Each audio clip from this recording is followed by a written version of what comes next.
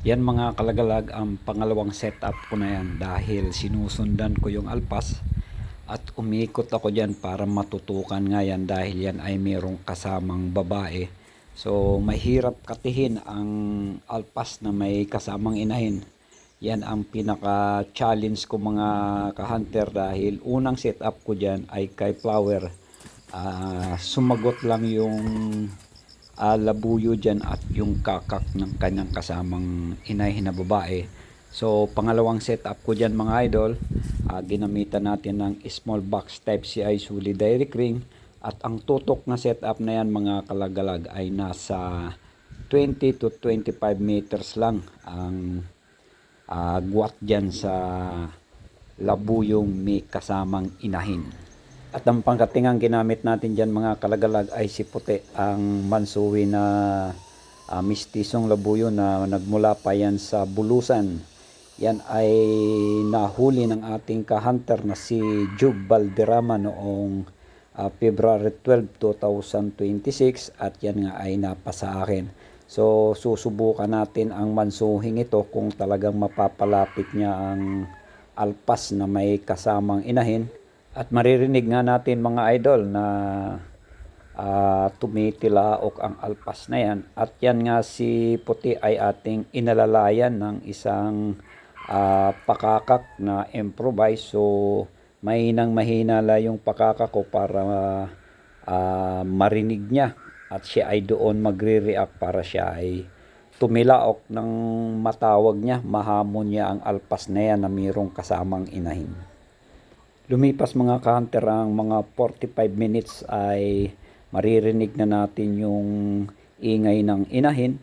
At ito nga ang ating katihana na si Puti ay hindi pa tumitilaok.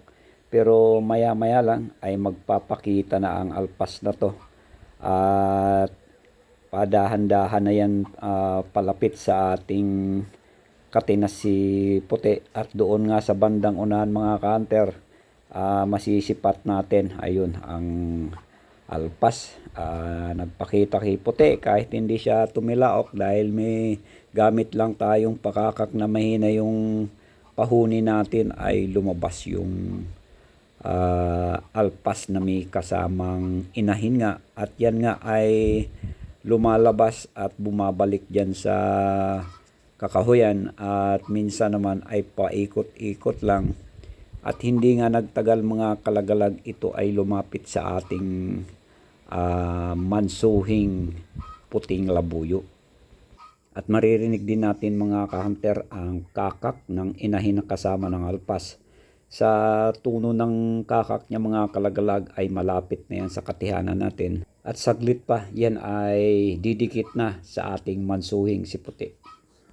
Sa parte na yan mga kalagalag ay makikita nating papagaspas itong si Puti. Ayan, dahil nakita niya ang alpas na nandun lang sa unahan kung saan dun yan nagpakita sa kanya. At yan nga si mansuhi natin ay nagtatansya lang at hindi pa rin yan tumitilaok. Pero itong alpas na yan ay umaaligid na yan kanina pa.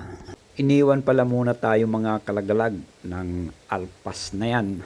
At sa pag-alis niya na mahigit 30 minutos, itong ating mansuhin ay doon na nagsimula tumilaok o magtawag sa kanya para nga ito ay bumalik. At nang ito nga bumalik mga ka-hunter, ito na magaganap na yung bakbakan nila. Ayan na nga mga ka-hunter, epektibo yung pagtatawag ng ating mansuhin at makita natin na nandun lang sa dulo yung alpas.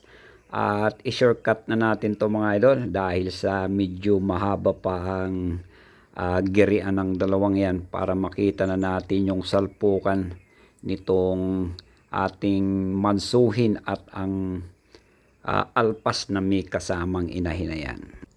Eto na mga idol, so yan, gumigiri na. At yan, pumwesto na yung alpas. Ayun, pumalo ng isa pero hindi nakuha ng ating silo. Hindi siya nabitag. So, yan ay hindi na umulit mga ka-hunter sa unang palo niya dahil nabulabog yan ng mga may sumisigaw na bikers sa baba ng ating pinagpwestuhan. So kaya ang Yun na alpas mga na yan idol, ay ang alpas, muli tayong iniwan yan. Matagal-tagal din yan bago bumalik.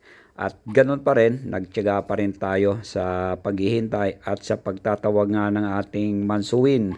Yan ay muling bumalik. Eto na mga kalagalag, ang pinakahihintay nating pagbabalik ng alpas at magsisimula na yung bakbakan nila. Sa pagtilaok ng ating mansuhin, sumugod itong alpas at yan, girian na. Naghihintay na lang kung sino ba ang sasalpok. So yun, unang salpok, hindi nakuha natin yung alpas. At muling nagtansyahan ng dalawa mga idol. So yan. At tinatansya ba? Ayun, hindi pa rin natin na kukuha ang alpas na yan. At makikita natin mga kalagalag na sa pagpalo muli ng alpas ay nakatawid siya sa kabila ng ating bahayan. So mataas yung lipad niya, ayan, at dito na nga natin makikita kung paano binugbog yung ating ayan, binugbog nga, naulo itong ating mansuhin, pero sumabit na itong ating kinakating alpas mga kalagalag. So yan, sa parte na yan talagang wala nang kawala, at itong ating mansuhin na puting labuyong mistiso, kumakak, umiyak mga ka-hunter, na duwag. Pero sa kanyang pagkaduwag, ayun, huling-huli niya ang alpas. Hindi na sayang yung paghihintay natin mga ka-hunter na may katagalan. Kuha si puti mga kalagalag. Ayun o. Pagpatihan.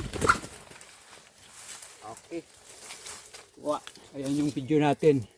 Kuha sa video. Ayan.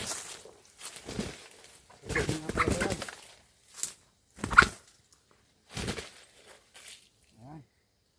Mga ka-hunter. Nakadali yung ating white labuyo. Jungle fowl na mistiso. Ayan. Nakuha natin yung patsihan na labuyo. Ang tagal sumalpok mga ka-hunter.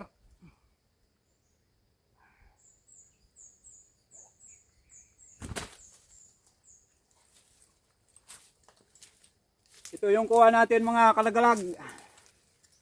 Batang bata.